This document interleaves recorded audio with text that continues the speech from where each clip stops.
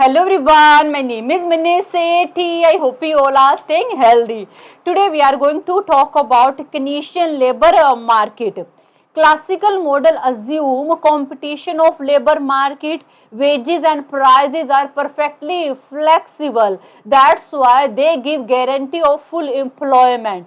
If labor demand fall, then wages also fall. It will encourage a firm to hire more employees. Eventually, economy will reach at full employment level according to classical economists. But according to Keynesian model, labor market does not always reach at equilibrium of full employment because wages are sticky, wages are rigid.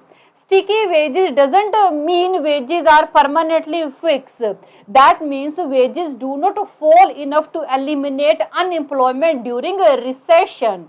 Now with the help of this diagram, we will see how fall in aggregate demand leads to involuntary unemployment when wages are rigid. What do you mean by involuntary unemployment? Involuntary unemployment is a situation when workers are willing to work at prevailing wages but they are not able to find a job because labor demand fall. So here we have two panels, real GNP, price, aggregate supply, aggregate demand, number of employees, labor demand, labor supply, real wages, initial equilibrium point, initial price. Now suppose aggregate demand fall, AD to AD is 0. As a result, price fall P to P1 while real wages are high.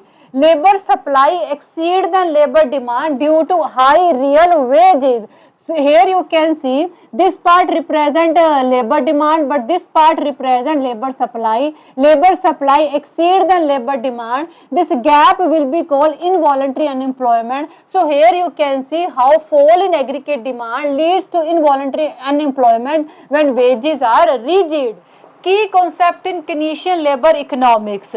Principle of effective demand. According to Keynesian, employment is not determined by labor supply. It is mainly determined by aggregate demand.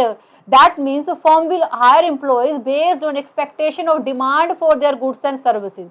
If their demand fall, their production fall and they will not hire more employees. It doesn't matter how many workers are willing to work at prevailing wages. Classical believe economy will always achieve full employment level, but according to Keynesian, economy will not always able to achieve full employment. Involuntary unemployment exists in economy because wages are rigid. That means wages are not able to fall easily during recession due to trade union or contracts among employee and employer. And according to Keynesian, and aggregate demand fall, consumption also fall. As a result, investment fall, government spending fall, output fall, eventually labor demand also fall. If due to fall in labor demand, wages also fall, then it can possible economy will achieve full employment level. But our wages are sticky, our wages are rigid. That's why involuntary unemployment exists in economy. So we can say that according to Keynesian, dependency on wages to restore equilibrium is ineffective because wages fail to restore equilibrium. That's why according to Keynesian, government intervention is must to restore equilibrium. I have already explained this diagram. Initial equilibrium point, initial price. When aggregate demand fall, price also fall. According to classical economists, movement from E1 to E2 is possible because prices, wages are flexible. E2 also full employment point. Price fall, wages fall, interest rate also fall. When interest rate fall, investment increase. As investment increase, output, employment, income also increase. Eventually, economy also grow. But according to Keynesian, movement from E1 to E2 is not possible due to main two reasons. Liquidity trap. Interest rate already low, cannot fall further. Interest inelastic investment.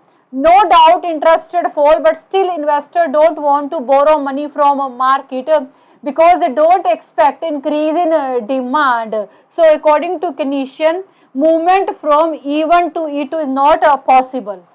So according to Keynesian, achieving full employment through wages adjustment is not possible. So now what to do? Keynes suggests government intervention is must. Government can intervene through fiscal policy. Government increase their spending, reduce taxes. As a result, people have more money, they will create more demand. It will motivate businesses to invest more, and eventually they will hire more people. Monetary policy. When central bank reduce interest rate, investor borrow more money. As a result, investment increase.